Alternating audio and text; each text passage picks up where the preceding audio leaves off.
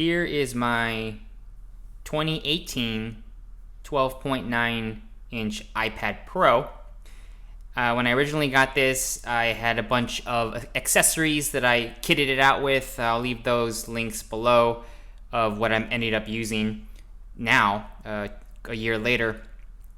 And I'll also link to the video where I go over all the accessories. But one of the accessories that I've been majorly disappointed with is this. You can't see it right now, but I have a reflecting screen on it. And it looks like a mirror. And not only does this look like a mirror, it is also fingerprint. It's a fingerprint magnet.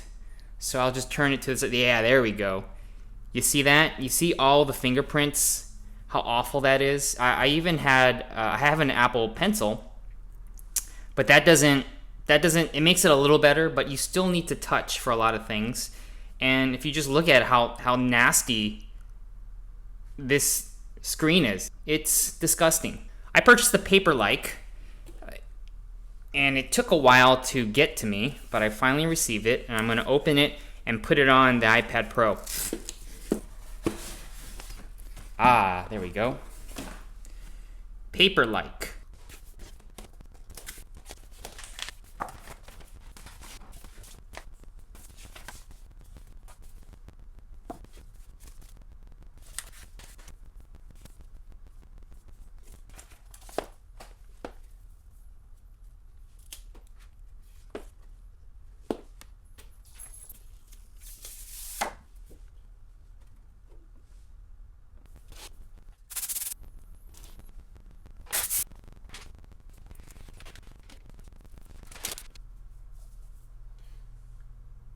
Wow.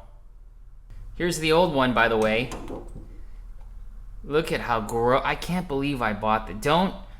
I'm gonna leave a link to this below just so that you guys never buy this. This is terrible. The Paperlike cost a little bit more. It was $30-something, but you know, right now I'm so much happier with this compared to this, which was 20 bucks. So for not that much more, it's a huge upgrade.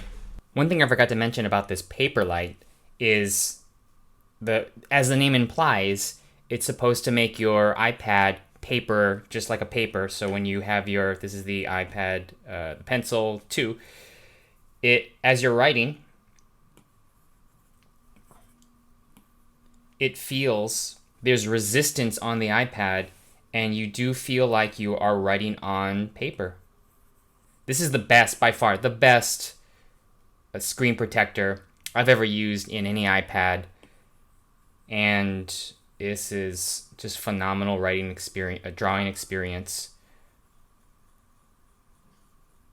Yeah, this is great. Great stuff. So all across the board, the picture quality, there's no bubbles, the ease of putting it on, working with the pencil. Oh, by the way, one quick thing about this Apple Pencil, it's phenomenal if you are on the fence of getting the Apple Pencil 2.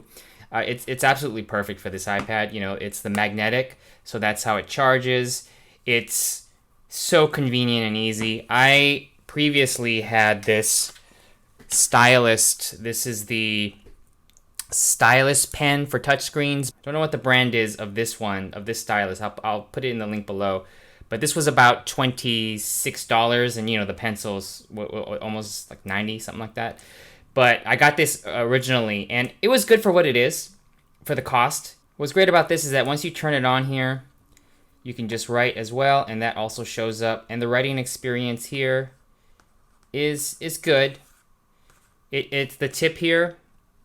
It's not as accurate as the Apple Pencil 2. But it did the job well. And you know, once that's on, and if you wanted to charge it with USB. And it has different top sides. So this is the clear with nothing. And then with this one, imitates your finger touch. So you have the pencil side, which you can write on. And then you can also, when you're going through apps and selecting things, you can tap it with this enabled. But say you didn't want to use this, and you just wanted to touch it, didn't want to have this on, or your battery was dead, you go to this side and you have the touch area, and you can touch it just like your finger, not having to touch the screen. But then since this is magnetized, as you're touching, it would always go like this. I don't know. I shouldn't be complaining. This is only $26. It's rated fairly well on Amazon, and you know, if you don't have the big bucks for the Apple Pencil 2, you can get. I recommend this brand, this model.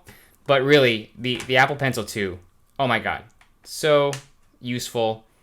And I don't even draw that much. I just use it to tap on apps and to scroll through things and then go and browse the web. Awesome device. Okay, Paperlike, good. Pencil, good. I'm done.